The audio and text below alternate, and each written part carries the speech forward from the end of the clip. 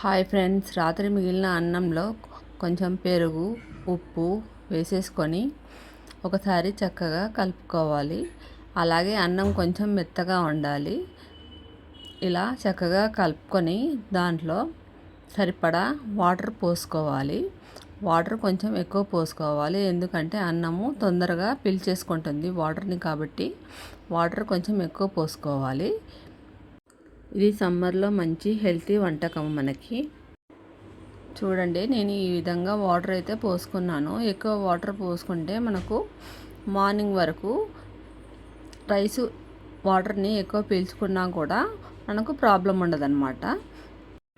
మా వీడియోస్ నచ్చితే లైక్ చేయండి, కామెంట్ చేయండి, అలాగే సబ్స్క్రైబ్ చేసుకోండి ఫ్రెండ్స్.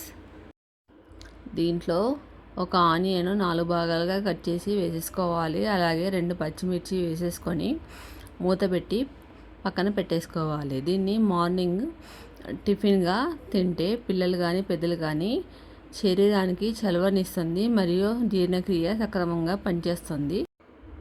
ఇది మనకు అనాదిగా వస్తున్న సాంప్రదాయ వంటకము. Thank you.